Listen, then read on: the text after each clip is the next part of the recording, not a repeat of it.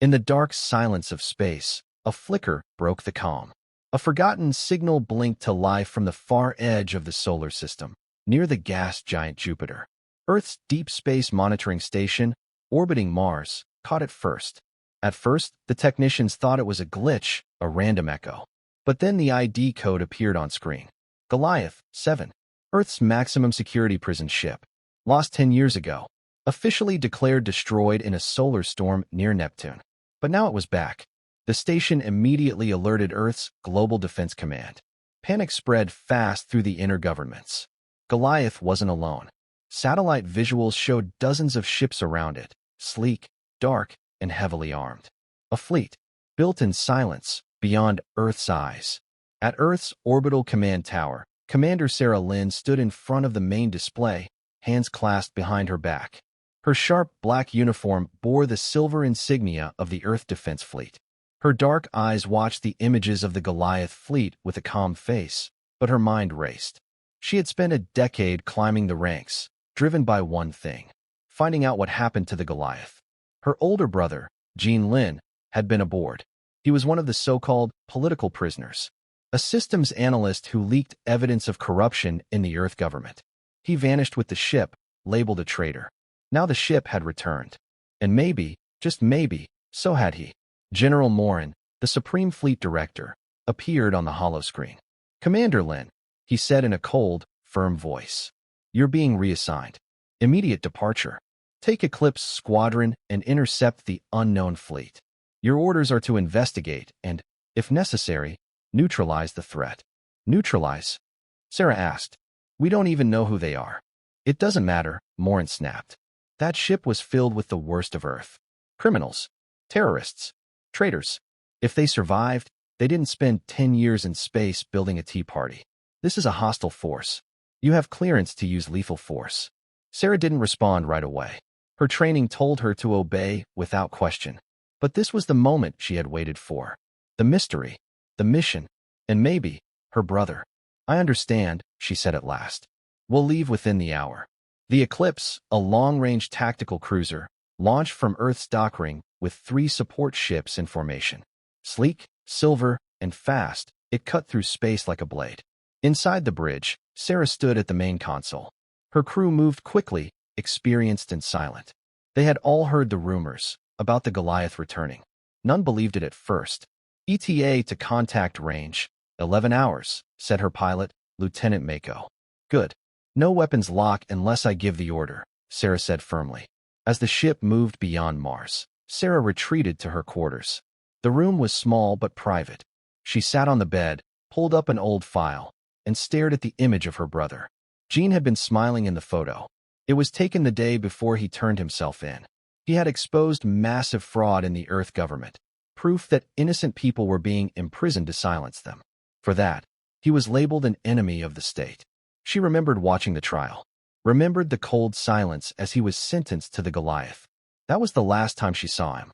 She closed the file and stared at the stars beyond the window. 11 hours later, the Eclipse dropped out of FTL near Jupiter's orbit. Alarms rang. The enemy fleet was already there, waiting. And in the center, the Goliath loomed. Bigger than memory. Once a prison, now it looked like a fortress. Black armor plating. New engines. External weapon ports. This was no longer just a ship. It was a capital of something new. A voice came through the comms. "Earth ship Eclipse. This is High Emperor Kale Drake of the Sovereign Goliath Empire. You are trespassing. State your purpose." The bridge crew froze. The voice was deep, calm, and confident. Sarah stepped forward. "This is Commander Sarah Lynn of the Earth Defense Fleet. We're responding to an unverified signal. You are in restricted Earth territory. Identify your fleet and state your intent." A pause. Then the voice returned. "I have nothing to explain to a system that exiled and erased us. Turn back, Commander, or witness what we've become." Sarah looked at the screens, ship after ship, all powered by unknown tech. They weren't bluffing. This was an empire born from exile. And suddenly, a second voice came on the channel. "Sarah, it's me, Gene." Her breath caught. The voice was older, deeper, but unmistakable. Her brother was alive. "Gene," she said. The channel cut off.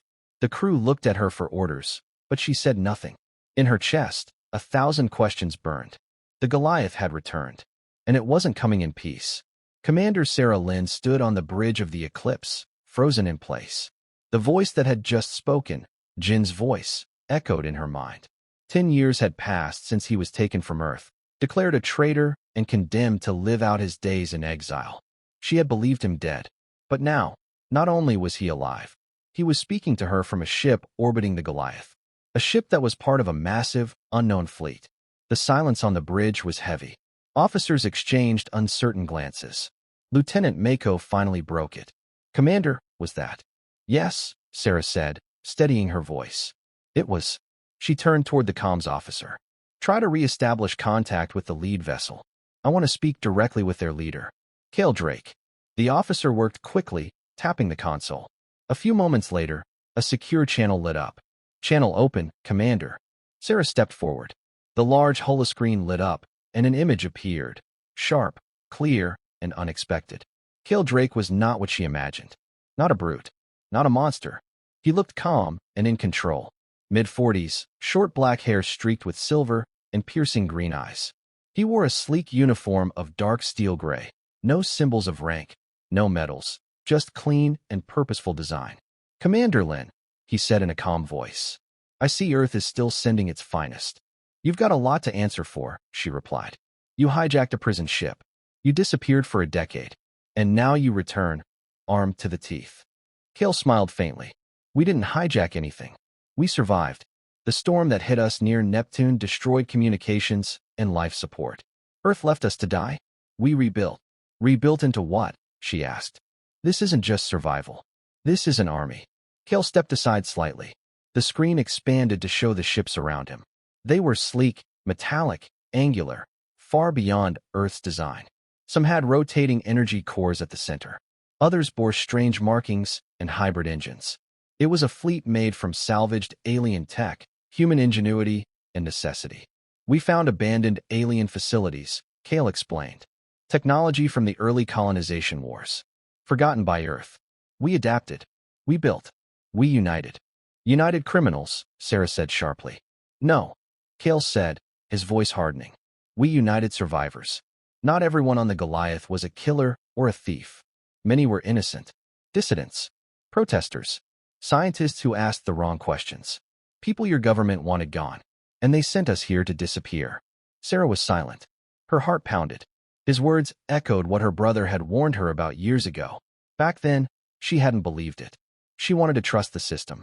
Now, she wasn't so sure. "You created a fleet," she said quietly. "And an empire?" Cale nodded. "The Sovereign Goliath Empire. A name to remind us where we came from. We have 12 colonies spread across the outer systems. We trade, farm, teach, and govern ourselves. But Earth would never have let us live in peace. So we stayed hidden. Until now." "Why return?" Sarah asked. "Why show yourself now?" Cale looked her in the eye. "Because Earth's influence is growing again. Its reach stretches farther every year. We've seen outposts quietly taken over. Dissent crushed. The same rot that poisoned Earth is spreading through the stars. And we refuse to be hunted again." Sarah took a breath. "This looks like the beginning of a war. Only if you start one," Cale said. "We didn't come here to destroy Earth. We came to deliver a message. We're not your prisoners anymore." Before Sarah could respond, another voice came through the channel. "Sarah?" It was Jean. The screen shifted. Her brother stood in a command room aboard the Goliath. His face was older, his expression serious. But it was him. No doubt. Same sharp eyes. Same steady tone. "I wanted to talk to you face to face," Jean said. "But I wasn't sure you'd come if you knew." Sarah felt a tightness in her chest. "You're alive." "I never stopped fighting, Sarah," he said. "Everything I said before, about the corruption, the people being silenced, it was all true. They tried to bury us. But we survived. We made something better." Sarah was silent for a long moment. Then she said softly, "Why didn't you try to contact me?" "We had no way," Jean said. "And later, we weren't sure if we could trust you." That stung. But she understood. She had served the system they fled from. "Then why now?" she asked. "Because if there's any hope for peace, it starts with someone who can see both sides," Jean said. "And that's you." Later, Sarah sat alone in her quarters, watching the replay of the call. Cale's words. Jin's face. The truth was crashing down on her like a wave. This wasn't just a missing ship returning. This was a revolution, and she was in the middle of it. Her comms officer buzzed in. "Commander, Earth Command is requesting a status report. Do you want to send what we recorded?" Sarah stared at the blinking light on the console. "No," she said quietly. "Not yet." She needed time. She needed answers. And she needed to know which side of history she was really on. The Eclipse hovered in high orbit, its engines humming quietly as it drifted near the outer moons of Jupiter. Commander Sarah Lynn stood alone in the observation deck, staring at the massive form of the Goliath in the distance. The once feared prison ship was now a mobile capital of an empire, a symbol of rebellion and survival.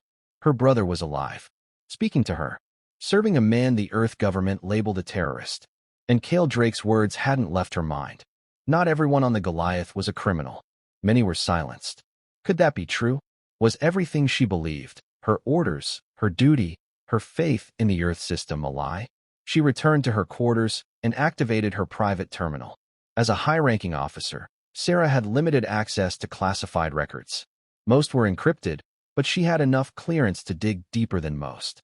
She typed in a search, Goliath, 7 prisoner files, archive tribunals, classified proceedings. The system hesitated. Then a red warning flashed. Restricted, administrative access only. Sarah leaned back, thinking. There was one person who owed her a favor. She opened a secure channel to Earth, using a ghost protocol to mask the signal. "Lynn," a voice answered after several moments. It was Dr. Elian Voss, a data analyst from Earth's Ministry of Civil Order.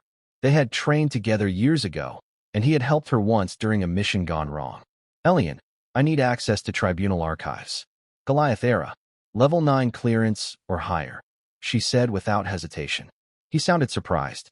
"That's extremely sensitive, Sarah. What are you looking for?" "The truth." There was a pause.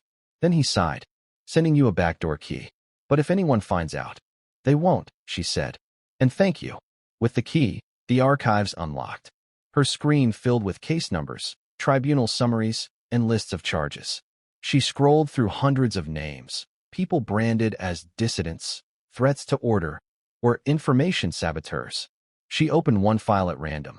Case ID, number 7423. Subject, Mira Holland. Occupation, Professor of History. Crime, unauthorized dissemination of colonial war history. Sentence, permanent exile aboard Goliath, 7. Another. Case ID, number 8115. Subject, Omar Khan. Occupation, Civil Engineer. Crime, public protest against infrastructure failures. Sentence, relocation and indefinite detention. Sarah's stomach tightened. These weren't criminals. These were people who spoke out. People who asked questions. People who were erased. She opened more files. Scientists who criticized the government's AI protocols. Journalists who refused to edit their stories. Whistleblowers. Even doctors who treated protesters. Then she found it. Her brother's file. Subject, Jean Lin. Occupation, Systems Analyst, Data Integrity Division. Crime, unauthorized access to government data. Public exposure of internal corruption. Incitement to rebellion. Trial length, 6 minutes. Sentence, life aboard Goliath, 7. 6 minutes. No jury. No appeal. Just silence and exile. Sarah's hands trembled. Everything she had believed in, the system she had sworn to protect, was rotten at its core. Her brother had been telling the truth. And so had Cale. That evening, Sarah stood at the center of the Eclipse's command deck. Her officers stood waiting, expecting a standard mission update. Instead, she activated the holoscreen and displayed a set of tribunal summaries. "I've reviewed the classified history of the Goliath's prisoners," she said. "And what I've found changes everything." She explained what she had uncovered. Political targeting, sham trials, state cover-ups. The crew was silent. A few looked uncomfortable, others shocked. Lieutenant Mako stepped forward. "Commander, what does this mean for our orders?" Sarah met his eyes. "It means Earth's narrative isn't the whole truth. And if we follow our current orders blindly, we might be silencing people who were already silenced once." Another officer, Ensign Riel, looked pale. "Are we the bad guys in this?" Sarah didn't answer immediately. Then she said softly, "We're soldiers. We follow orders. But we're also human. And we're responsible for what we do with the truth." Later that night, Sarah opened a private channel. Kale appeared on the screen. I found the tribunal files, she said. You were right. I know, Kale replied calmly. I still don't trust you, she added. I don't expect you to, but I don't want your trust. I want your understanding. Sarah stared at him. What do you want from Earth? A future, Kale said. One where we're not hunted. One where our people can live without looking over their shoulder. Sarah hesitated. Earth won't allow that. Not without a fight. Kale's voice turned grim. Then we'll give them one. The screen went dark.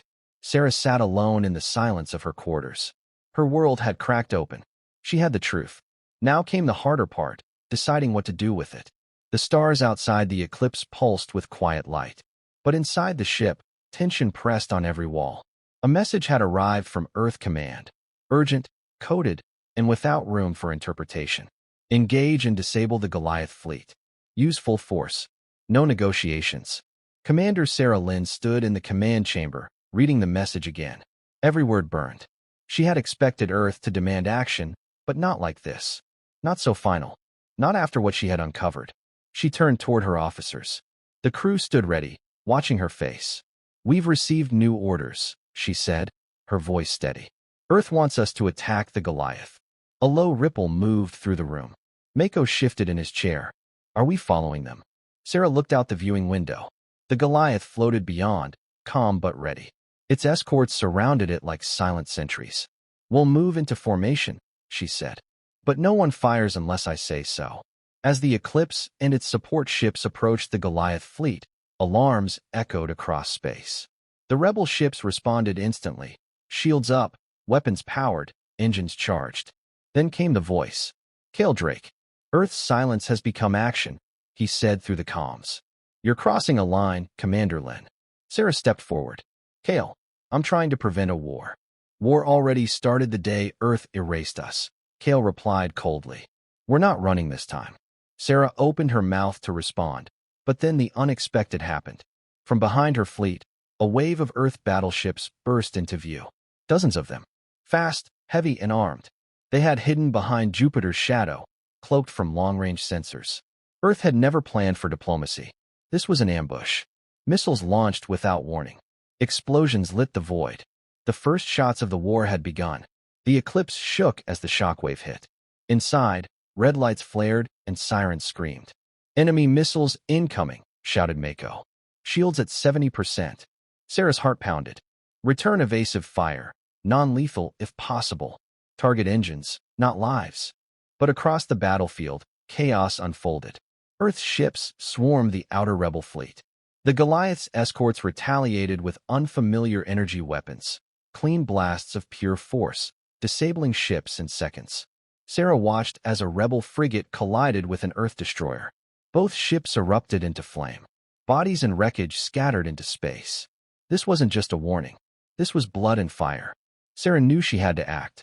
She opened a secure channel, direct to Kale. Kale, call off your heavy weapons. Earth is trying to provoke you. Kale appeared, fury in his eyes. They're killing my people. And you'll kill hundreds more if you go all in, she said. Don't become what they say you are. A voice interrupted them.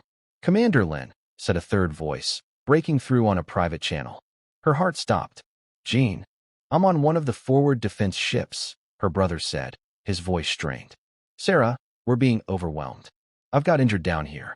You need to stop this. I'm trying, she said. Hold on. I'll figure something out. She turned back to her crew. I need options. Now. Mako called out. We can disable the Earth fleet's comm relay. It'll break their coordination for a few minutes. Do it, Sarah ordered. Another officer hesitated. Commander, that's technically an act of treason. Sarah looked straight at him. So is covering up genocide. Shut down the relay. The Eclipse fired a precise EMP torpedo. It struck the Earth fleet's relay node. Sparks flew. Communications between Earth ships dropped instantly. Confusion spread. Sarah seized the moment. She opened a wide broadcast to both fleets. This is Commander Sarah Lynn of the Eclipse. Earth has violated its own laws. I've seen the tribunal files. I've seen the truth. The people on the Goliath were not criminals. They were citizens, exiled, silenced, and erased. She paused. The bridge was silent. They've returned not to conquer, but to survive. This war isn't about safety. It's about power. If you want peace, stand down. If you want blood, know that it's not justice. It's revenge. The message went out across the stars. One by one, some Earth ships powered down weapons. Rebel ships paused fire. A fragile ceasefire hovered in the silence. Then came Kale's voice again. Gene is safe. He's being moved to the Goliath's medbay, he said. You bought him time.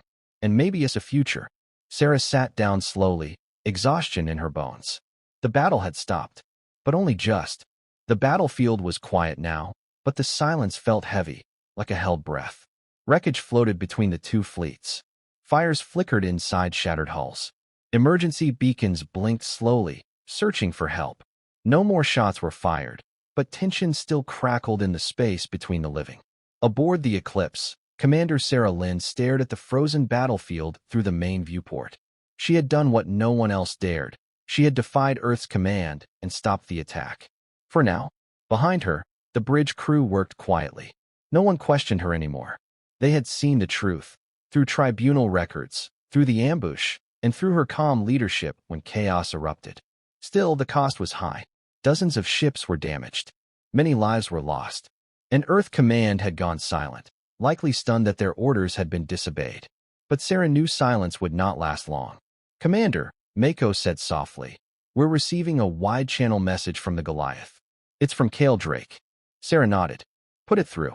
Kale's face appeared on the main screen. His eyes looked tired, his voice hoarse, but his presence was steady. We've retrieved survivors from both sides, he said. Your brother is stable. He'll recover. Relief flickered across Sarah's face.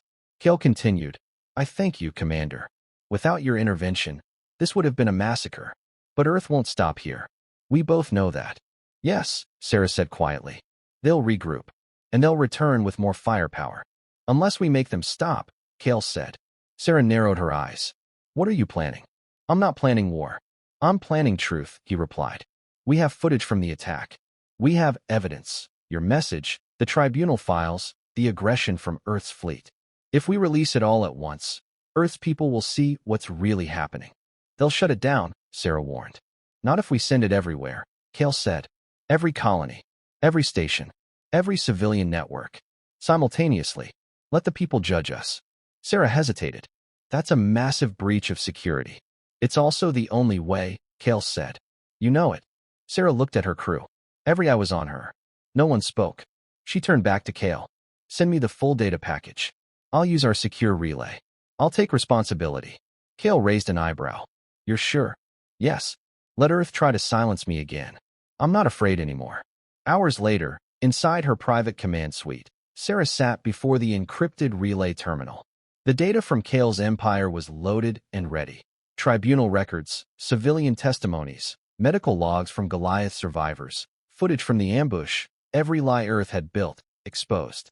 One command would send it all across the system. She hesitated for only a moment. Then pressed send. Streams of encrypted packets launched from the Eclipse to dozens of major communication hubs, Earth's moon colonies, the Martian settlements, the Saturnian trade rings, independent spaceports, and civilian news networks. Within seconds, the system was flooded with truth. On Earth, chaos ignited. Screens across cities lit up with classified footage. Citizens watched tribunals with no judges. Security cams showed peaceful scientists dragged from their homes. Files proved people had been exiled not for crimes, but for speaking the truth. Anger exploded across the planet. Protests broke out in major cities. Civil councils called emergency meetings. The Earth Senate demanded answers from military leaders. Whistleblowers stepped forward, confirming what Sarah had revealed. Inside Earth's military high command, furious voices filled the air. But no one could stop the wave of truth now. Back aboard the Eclipse, Sarah stood before her crew. We may have started a fire, she said, but it's one that needed to burn. Mako nodded. What happens now? We wait, she said, and we stay alert. Earth might try to strike back, but the world is watching now. They can't hide in the shadows anymore. A ping came through the comms. It was Gene. His face appeared on a small monitor. He looked weak, bandaged, but alive. You did it, he whispered. I just gave them what they deserved, Sarah replied. The truth. Gene smiled faintly. You've become the person I always believed you could be. Sarah's voice cracked just slightly. I'm sorry it took me so long. No, You did it when it mattered most. Hours later, Earth Command sent a transmission. Not to Sarah, not to Kale, but to the general public. They announced an emergency review of all tribunal rulings. An independent justice council would be formed. High-ranking officials were placed under investigation. But they also issued a warning. Any unauthorized fleet operations beyond the inner system will be met with defense protocols. The old system wasn't gone, but it was bleeding. Kale's empire held position, refusing to advance. There was no need. They had already won the battle of truth. Sarah sat once more at her observation deck. The stars stretched endlessly before her. Somewhere out there, a new world was possible. And for the first time in years, she believed it. The Earth that once ruled the stars with silent fear was no longer the same. 3 weeks had passed since the release of the tribunal files and the battle near Jupiter. The truth had spread like fire across the solar system. Every colony, every station, every trade route now knew what the Earth government had tried to hide for decades. The Goliath was no longer a ghost ship or a threat. It had become a symbol of survival, of rebellion, and of truth. Commander Sarah Lynn stood aboard the Goliath now, not as an enemy, but as a guest. She walked the wide central corridor of the ship, once filled with prisoners, now full of engineers, medics, and delegates. The walls were still thick with armored steel, but the atmosphere had changed. Children laughed in a nearby room. Traders discussed supplies. Mechanics repaired a fleet ship docked in one of the outer bays. The ship had life. Real life. Kale Drake walked beside her, silent and thoughtful. "I never imagined I'd be back here like this," Sarah said quietly. Kale nodded. "And I never imagined an Earth commander would be the one to change everything." They entered the Goliath's command chamber. A large, round table filled the center. Around it sat representatives from across the solar system, some from Earth's Reform Council, others from colonies and independent stations. Even Mars had sent a neutral observer. Jean Lin sat among them, recovering well but still wrapped in a light brace around his ribs. Sarah took her seat. The meeting began. The conversation was tense but productive. Earth's officials wanted security guarantees. The outer colonies wanted protection from further government overreach. Kale demanded recognition of the sovereign Goliath Empire. But Sarah interrupted. "No more empires," she said calmly. "No more thrones. No more rulers hiding behind flags. If this is going to last, it can't be about who has the biggest ship. It has to be about cooperation." Kale looked at her for a long moment. Then he gave a slow nod. "Then we propose a neutral alliance," he said. "A coalition, not a nation. Built by survivors and defenders. Open to any colony or station willing to live in peace." The Earth delegates hesitated. Then one of them, a woman from the reformed Earth Civil Council, nodded. "We agree, on the condition that Earth's internal affairs are respected. And that war is off the table." Kale didn't flinch. "We never wanted war. We wanted to be heard. Now that we have been, we want peace too." That day, the first agreement was signed aboard the Goliath. It was named the Jupiter Accord, a pact of peace, transparency, and autonomy between Earth and the new coalition of free worlds. Sarah refused a position of power. Instead, she accepted a role as ambassador and mediator, someone trusted by both sides. Kale stepped down from his title as emperor and became speaker of the Coalition Council. The Goliath itself was designated a neutral zone, a moving capital where no weapons could be fired and no fleet could be commanded. A symbol of balance. A symbol of second chances. Later, Sarah visited the observation deck of the Goliath, her favorite place. Jean joined her, holding 2 steaming mugs. "Mint tea," he said, handing her one. "Imported from Europa." Sarah smiled. "Didn't think rebels drank tea."